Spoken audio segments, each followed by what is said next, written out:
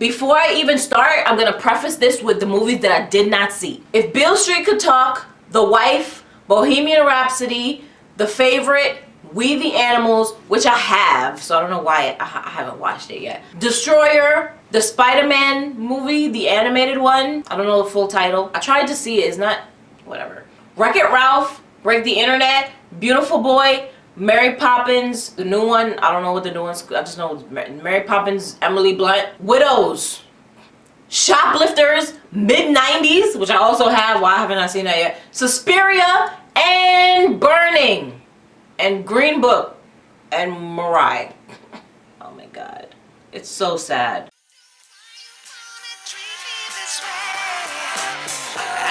So those are the films that I didn't see, and they're not included in my list because I didn't see them. And I'm pretty damn sure pretty much all of them would be in my list if I had seen them. I'm pretty sure that if Beale Street, The Wife, Bohemian, The Favorite, We the Animals, Spider-Man, Widows, Shoplifters, and Burning, and Mirai would definitely be in my top if I had seen them, but I haven't, so I don't know. I don't know. But I know that I'll love them when I watch them next year. I'm so disappointed that I haven't seen these. Okay, so now I never got a chance to review any of these films on my channel. I may as well take the opportunity and do that now. So, what is my top movies of the year? Now, everybody has like a top 40, a top 10, like a top number that ends with a 0. I don't. I have a top 25, and I also have a top 5 for like TV movies. We're gonna start with my top favorite TV movies of 2018. At number 5, we have The Tale, which came out on HBO. Jesus Christ, this movie was haunting. This is so realistic and not as rare as people would think. I saw myself a lot in this. I was watching it, I was just like, oh my god, did this happen to me? It's quite amazing and just daunting as fuck. At number 4, we have The Legacy of the White-tailed Deer Hunter, which is on Netflix, and it is about the relationship between a father and son who go on a hunting trip together to bond, and it's really funny. I mean, the kid who plays in this movie, I need to see him more often. He's just so adorably like hood white kid from Texas. He has the best performance throughout the entire film. Coming in at number 3, we have My Dinner with Hervé that came on HBO this year, which stars Peter Dinklage, and I am so very glad that I watched this because I wasn't going to because I didn't know this character. But I got the chance to learn about an individual that I knew nothing about and bore witness to yet another amazing performance by Peter Dinklage. What an incredible story and life of Hervé. And I'm so glad that he got this film and now a new fan base within this generation, because I'm pretty sure I'm not the only one in my generation that, and even the younger generation that saw this because Peter was in it. And now a lot of people know about Hervé who didn't know about him before. At number 2, we have Cam, which is on Netflix. I was my god, when I saw this on Netflix, I was just like, what is this? I'm not watching this. And then I watched it. It is surprisingly great. I found myself pulled into this world of sexy online cam girls and their shows. Watching a thriller, horror, mystery somehow is quite intriguing, to be honest. I'm not mad at it. Finally, after seeing her in Orange and Handmaid, seeing Madeline Brewer in a film. She's a very good actress and underrated because she's just like seeping into these characters. Like, you see her as one character and you see her again as another, and you just see that character. You don't see the actress, which is a brilliant quality that she has. And number 1 for the best TV movie that came out in 2018, we have Bird Box. I should put on a blindfold for this. I don't have one. This movie is like The Happening meets The Mist meets Walking Dead, but like 10 times better than The Happening. It's a Stephen King ass movie. Now that we got our TV movies out of the way, now let's talk about films. My top 25 films of 2018. Starting with Ready Player One. Why is Ready Player One on your list? Because it was really nostalgic. And let me tell you how. I wrote a list about it. Okay. This is what went through my mind as I was watching Ready Player One. Minecraft, Freddy Krueger, Fifth Element, Batman, Death Race, Aliens, New York City, Akira, Matrix, Back to the Future, Jurassic Park, King Kong, the Iron Giant, Galactica, Superman, Lex Luthor, Peter Parker / Spider-Man, Bruce Banner / Hulk. I'm sure more video game stuff that I just don't know because I'm not a game head. Beetlejuice, emojis, Mortal Kombat, Steve Jobs, Michael Jackson, of course. Harley Quinn, Saturday Night Fever, Star Wars, anime, John Hughes, The Breakfast Club, Ferris Bueller's Day Off. The fuck? Saw something outside.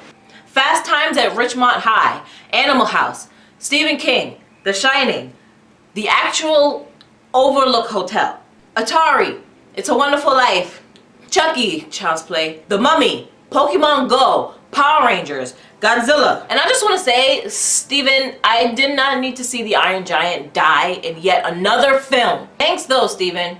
Thanks though, Steven. Scott Pilgrim, Cyclops from X-Men, which is interesting because the actor who is the main character actually played Cyclops, and with the VR over his face, he looks like Cyclops, which I thought, yeah. Mario Kart, Charlie and the Chocolate Factory, Citizen Kane. We get it, Steve. You love that movie. We all do. So yeah, I enjoyed this more than I thought I would because the internet told me that I should hate it, but I don't do what people tell me to do. And I may even watch it again because the nostalgia is really so good. And I don't want to grow up. I'm a child at heart. This is my Kim Kardashian voice. American Animals. I love when movies are made by movie fans of my generation, which is what this movie is. You got quotes from Jaws, elements from The Matrix, and Reservoir Dogs, and a shot from The Dark Knight. This movie has really good moments. These four are very entertaining amateur criminals. And the way that this film is shot and edited is really dope too. Y'all should really check out American Animals if y'all haven't. Ant-Man and the Wasp. Now, I didn't love this story, but I really love these characters, so I enjoyed watching this a lot. I didn't too much love the story. Tears in my eyes before the opening credits were even over. Just from the damn theme song. Won't you please, please, won't you be my neighbor? 143. You remember 143? I had no idea that Mr. Rogers came up with that. Like, oh my God. God rest his sweet Republican soul. He got out before the country got really bad. Number 21, we have Love, Simon. I thoroughly enjoyed this. It's excellent and I highly recommend it as well. Number 20, we have the documentary Whitney. Probably the best documentary about Whitney that's ever been made. It actually looks like it was researched properly. I'm very, very glad that I watched this because it finally helped me to understand Whitney better. Did not know that she was molested by someone in her family when she was a little girl, a female member of her family. That's something that's like very important and crucial to her life that just no one ever discussed before. I didn't really fuck with it until like 25 minutes in because I did all that beginning stuff that I kind of already knew and it was quite a bore. And they didn't really talk about her, they were really just talking about her parents. So about 25 minutes in, it was just really like, I could have did without that. But you really just gotta hang in there. It really does grab you after that mark. But one thing that did irk me about it though is that there was no mention of the kid that she adopted. Even though there is a lot of stuff that's in the story that is about her that I didn't know, that is still about her. Because this is the person that allegedly caused her death, and he was a big part of her life because she did adopt him. And I don't know why he's purposefully omitted from the film a documentary about her life, and they do show her death as well. It really is just about Whitney, which is why it's properly named Whitney. But there's other things that is encompassed in her life and he is included, and it seems like they just purposely left him out. So that's my only issue with it. But other than that, it's a great documentary and it's the best one about Whitney. At number 19, we have Upgrade with Discount Tom Hardy. I'm telling you right now, this movie is what Venom wish it was. It's super predictable, but fuck that, it's super fun. I was blown away by the action scenes, and Discount Tom Hardy, I'm calling him that, I'm sorry, I don't know your name, I think it's Logan something. Him in these scenes, stellar work, man. This is what Venom was supposed to be, and isn't. Number 18, we got Mission Impossible Fallout, the 6th or 7th or maybe 8th installment in the franchise, featuring the incomparable Thomas Cruise. You know Tom Cruise is his first and middle name? I learned that when this movie came out. I learned that this year. Been watching this man my whole life. Didn't know that Cruz was his middle name. Thought it was his last name. It's not. There is a straight up Mortal Kombat finish him bit in this movie, and I dare someone to tell me there isn't. I like this much more than Rogue Nation, but not more than Ghost. So yeah. I don't love all the CGI, but Tom did his own stunts, nigga. Number 17, The Eclectic, Sorry to Bother You. Sorry to Bother You is like a black Michel Gondry film. This is what I said. This is what I was thinking when I was watching this movie. This is some odd type of new comedy. I'm not mad at it. The Ariana Grande of disloyal niggas. Like the longest cocaine line I've ever seen in life. The nigga shit scene was genius, because that's literally how every single hip-hop concert is nowadays. You got a slew of white faces in the audience, a black man on stage rapping nigga shit, and everybody in the audience is just like nigga shit, nigga shit, nigga shit, nigga shit. It's genius. For the people who say that this movie is dumb, I had heard, and by heard I mean read, that a lot of people walked out on Sundance when this came out. Those people are the exact people that this film is making fun of. Stop thinking dumb shit is cool. Viral doesn't mean iconic. It actually means virus. It like literally means virus. I like how Boots Riley has his own font face. I think that's cool. I think that's dope. So coming in at number 16, we have Hereditary starring Toni Collette, which fucked me up, y'all. It absolutely was not what I expected. I had no idea what it was gonna be about. When I found out, holy shit, it creeped me out. And on top of that, there is a 13-year-old girl in this movie with a full-on D-cup rack. And that freaked me out even more than all the other crazy fucked up shit. All joking aside, that movie is dope. The writing is dope. Yeah, I believe his name is Ari Aster, the writer-director for this film, who also made that other crazy short film, There's Something Strange About the Johnsons, I think it's called, where the son is like raping his father. He just comes up with some crazy shit that makes me terrified of white people. That's all I have to say. And also, yeah, Toni Collette is kind of phenomenal. Kind of phenomenal. Acts her ass off. And she always has a troubling son, too, in every movie I see her in. Well, Miss Sunshine, this, Sixth Sense, The Way Back. Yeah, she always has a confusing relationship with her son. Anyway, at number 15, we have Isle of Dogs. And I only have two things to say. That score is bomb and a bitch named Nutmeg. At number 14, we have Creed 2, which wasn't as good as the first one, but still pretty good. Still awesome. I think it's a really great conclusion for Adonis's story. You know, he redeemed himself in the first one. He proved that he wasn't a mistake, that he actually does belong here. He redeemed his father in a way. If you've seen the movie, you know that he kind of won by default, which I kind of knew was gonna happen because the guy that he was fighting was like giant compared to him. But I think it's a really good conclusion for the story. I hope they don't make a third. I honestly don't see the point, but with the success of 2, most likely they're gonna make a third.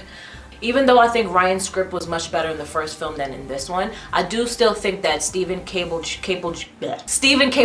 did a really great job directing this. This is his, I believe, second film that he's directed, because I saw his first film, The Land, which was really excellent. He has a really bright future in cinema. This is a great film for him to get into the mainstream of directing for, because that's kind of like what happened to Ryan. He had his kind of smaller independent film with Fruitvale, and then kind of blew up with Creed, especially because he had the backing of Stallone. I just hope the same thing happens with Steven, because, you know, he deserves it. I also just want to say that when I saw this film, I saw it in the theater, and when the film ended, everybody in the audience started clapping as if a plane just landed. I always think that that's super weird. Why are you clapping at a screen? Coming in at number 13, we have The Hate U Give, which is a film based on a book by the same name, based on Tupac's quote for the acronym for Thug Life, which is "The hate you give little infants fucks everybody." This film is good. I surprisingly didn't hate it.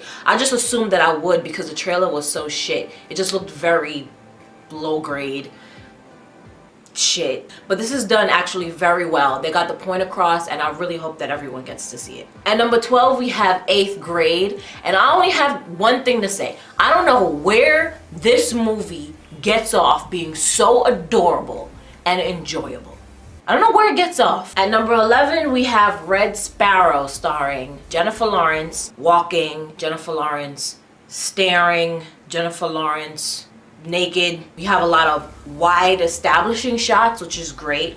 It also stars Joel Ackerman. Is it Ackerman? No. Joel Edgerton.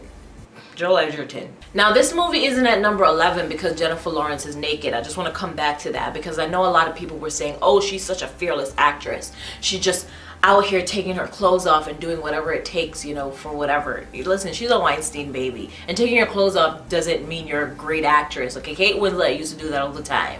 And she also brought her acting chops along with it. She wasn't just doing that. This one is just doing that, like staring at the camera, being pretty. Like she's just being pretty and being naked. That doesn't make her a fearless actress. That just makes her willing to take her clothes off. She was doing that before she was even in films. That's not a good enough reason. I don't like this movie because of that. I like this movie because of something else. Taking your clothes off isn't that big a deal in Hollywood anymore. It's not shocking to me. It's not at least what's shocking to me in this film. It's all of the violence that these Russians are doing. With this film and Icarus, Russia is not looking good out here as far as like media. I mean, it's not looking good out here regardless without media, but within media, it is not looking good out here. They are fucked up. I knew this before seeing it, all the staggering and violence, and it's all very appalling and frightening, and this film portrays it like awesomely.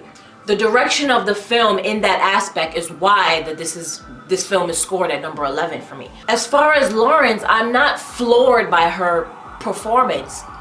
Sirens. Police ain't floored by her performance either. She's still as wooden to me as she's always been. And her accent is shit. Like she just doesn't have an accent. She's kind of like Scarlet Witch. Scarlet Witch and Black Widow, both of them, they're both supposed to have Russian accents and then they just don't. That's what Jennifer Lawrence is in this. She just has one and then she just doesn't. How are these bitches brilliant? Joel is really good. He did seem uninterested, however, at points. Lastly, the writing is great, twists and turns, awesome. Now we're in our top 10. At number 10 we got Tully.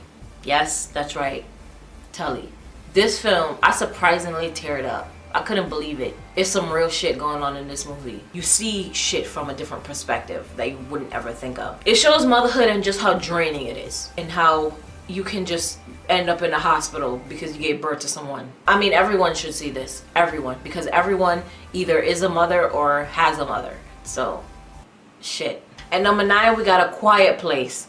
Holy fucking shit, A Quiet Place. You got tension and suspense, thriller and horror. You got Emily Blunt being a bad motherfucker. I was already a massive Emily Blunt fan going into this. I already loved her, but now I'm a massive Krasinski fan now. This nigga. What a wonderful way to portray horror and thriller using sound, or lack thereof, as a horrifying trope. Using silence that way. Like, nigga, I was afraid of silence. I'm all for it. It was short and sweet, and it gets to the point, and it shocks you in like every way. At number 8, we have Sicario, Day of the Soldado, which means soldier. Fucking phenomenal. What? Phenomenal. Fight me.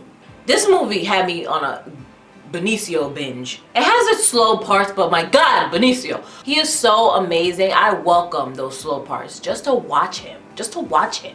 I don't get how critics say that the story wasn't good or that it's missing the original's substance. It's fucking awesome, okay? I'm sick of Hollywood and these critics. Like, you remove the white woman and you bring the Latino man to the forefront and then people don't like it. Like, just because Emily Blunt is in it, you don't like it. Just because Benicio's a star night, you don't like it. Like, shut up. It's great. At number 7, we got Black Panther. Hey, auntie. My family and I showed the hell up for this. We was in that theater, but we pre-ordered our tickets like weeks ahead. We're at the theater where the film premiered at 10 a.m. Right over there on 34th, bitch. That's where the movie premiered. We was like, we going over there, 10 a.m. But oh yes. And it was amazing. Black Panther had one amazing hero and 2 amazing villains. That is all I asked for from these films. Coming in at number 6, didn't quite make the top 5. Sorry, boo. Avengers: Infinity War. Now, I've got a lot of theories about this one. But instead of listing those, I'm just gonna say I had a blast watching this film. I watched it in the theater with my family, just like we did with Black Panther, and we just had fun. Well, it's just fun. That's it. It's always an experience to see a Marvel film in the theater because the Marvel crowd is so passionate, and that shit took hella long to stop. I think someone died. The Marvel crowd is really passionate and everyone's really excited about what's happening on screen, that it makes it even more fun to watch with an audience. A lot happens, and it's clear that a lot of the characters that we love are gonna die when this era ends, and it's actually kind of sad, and it reminds me of when Harry Potter ended. I look forward to next year, to part 2. Now, having said all that, Infinity War finally does what none of the other films were able to do. Number 1, make me like Doctor Strange. Number 2, and most importantly, finally use Scarlet Witch, Wanda, to her fullest potential. And this can be said about Strange too. Previously, I did not care for these characters, but now I want to see so much more of them. This film left me in awe. Not fully satisfied, obviously, but entertained. My little brother cried next to me. He never cries. That says a lot about this film. I know this is supposed to be just my top movies list, and I'm not supposed to be reviewing these, but I just want to say, I loathe Black Widow, Natasha, Ant-Man, and Hawkeye, Clint. They're not in this movie because it makes sense. They don't have anything to do. Why Natasha didn't get that same treatment is completely lost on me, because all she does is walk next to Cap. That's all she does in the movie. She doesn't do anything substantial as far as any of the other people, especially the other females in the movie. I don't know if she's just there to just walk next to him and make him seem more important than his old ass is, or it's just to like flaunt her finally good looking wig, which is for some reason blonde now, or maybe it's to get some type of spark from her when she sees Hulk again, which we don't even get. Like, why are you here? Why are you in the movie? Ugh.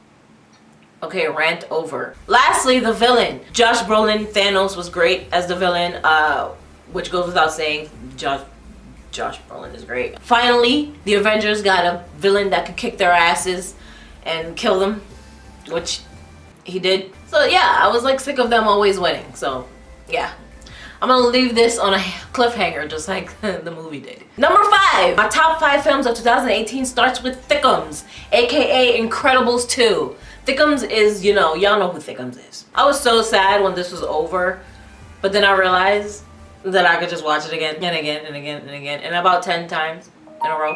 I love it so much. I just think it's incredible, no pun, how they can consistently write their home life along with their superhero life. Like, they mesh their family lives like seamlessly with their superhero life. I laugh constantly. I love them so much. They're very well written characters. And the action scenes are better than some of the damn live action movies nowadays. Thickums, aka Elastigirl, aka Helen, is the dopest character in this movie. And the dopest superhero that's also a mom and a wife in any movie ever.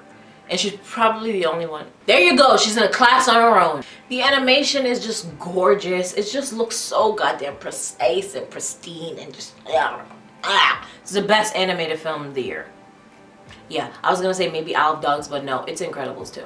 And number 4, we have a film that probably none of you have ever heard of until this video. It's called The Night Comes For Us, and it's on Netflix. It's an Indonesian film, and it's a kung fu film. It's in the realm of like the raid films. Holy shit. It's like that video game Tekken meets Mortal Kombat meets Street Fighter. It's epic. It's in the vein of being like the Raid 3, because it's a lot of the same characters and it's like a similar type of story arc, and the cinematography is just gorgeous. You should watch it. It's on Netflix. It's epic. Fam, epic. And the lead actor kind of looks like Goku also. Coming in at number 3, we have a documentary called Minding the Gap. Nigga, I did not. What? How? This is a documentary about 3 boys skateboarding This is so not me. This is so not my taste. But this is my third movie of the year. Minding the Gap, a documentary about three boys skateboarding. It's on Hulu. It's three best friends. One is white, one is black, one is Asian. And it's filmed by the one who's Asian. And he really chronicles these other two. And really himself as well, but mostly the other two. And their lives. And how it kind of parallels with why they skateboard. And how skateboarding is kind of like their church. How they just deal with their lives. Skateboarding helps them to, when you're focused on just this one thing and being great at this one thing, it kind of just eliminates all the other badness that's going on in your life. One of them is like abused, the other one is like abusing someone. Like it's just really, really good. And when I say abuse, I don't always mean physical, I mean emotional abuse. Not knowing who you are and trying to figure that out. And going through life just not as seamlessly as you would hope. It's kind of like the theme song of Friends. It's like no one told you your life would turn out this way. Like nobody knows. It's really coming of age, but it's documentary style. It was made chronically by these like kids who grew up over a course of 12 years. It's fucking phenomenal. It's the best documentary of the year. It should win all the documentary awards. And it's awesome. And it's on Hulu. You should watch it now. From start to finish, it's compelling as hell, and it has a really, really powerful narrative. And believe me, if you're like me who don't care about skateboarding or nothing like that, it will completely transcend you. Like you'll see skateboarding in a completely different light now, and those people who actually skateboard, you'll understand why they do it now, because it's not just from getting A to B, but more metaphorically getting from A to Z. That kind of, if you've seen it, it kind of makes sense. The fuck was that loud ass horn noise? And my number two, we got Searching, and all I gotta say is, wow, phenomenal. That's my review. Searching, you want to talk about originality, you want to talk about using modern times to convey a story, you want to talk about being like intellectually filmmaking shit. I've been watching a lot of Key and Peele. Searching, just that word is dope, because I'm searching for my child, I don't know where she is, and I'm using search engines to do that. Oh my god, calm down. All right, we're here. Number one top spot of the year, Roma. Roma made me cry. Roma is my number one film of the year. And I'm pretty sure that even if I did see those other films that I mentioned I didn't see at the beginning of this video, it'd probably still be at number one. Oh, but wait, Roma came out on Netflix. I know, but it shouldn't have been. It shouldn't have been on Netflix. It should have been a wider release, because that shit is dope. And it's kind of bittersweet that it's on Netflix, because yes, it should have got a wider release, because then it would have been a bigger film. But at the same time, I'm glad it's on Netflix, because now at least more people get to see it. And they kind of threw it in the international film category, and it's like considered international film, so it's like not worthy of shit. But I hope the Oscars will recognize it as just a film and not just an international film, because they like to just put shit in foreign. It's a great foreign film. It's not a great film. And like I said before, when you do that, you subsidize shit and you make it limited. And Roma is so much more than that. Yes, they're not speaking English. Yes, they're not English people. Yes, they're not George Clooney or some familiar face that we know. They're not superstars. They're not movie stars. We don't know them. But my nigga, you watch this movie, it don't even look like niggas is acting. Like, who's acting in this movie? It looks like a documentary. And the way it's filmed so slowly, the cinematography, the way the camera moves. Alfonso Cuarón is actually the cinematographer for this film. He directed it and he did the cinematography. And he's moving this shit so slowly on purpose, because there's no quick cuts, there's no quick zooms and nothing like that will take you out of the movie, because then it will remind you that you're watching a movie. And my nigga, I'm telling you, we watch this movie, it doesn't feel like you're watching a movie. It feels like you spying on people, like you just got a goddamn fisheye lens into somebody's life and you're just watching them live their life. Niggas in this movie don't look like they acting. Nobody in this movie look like they acting. Motherfuckers look like they living their life. It's in black and white. It's just so goddamn real, and that makes it even more regal and stellar and above everybody else, because everybody else shit look like movie. This don't look like no movie, man. Is this acting now? Is this what we call acting?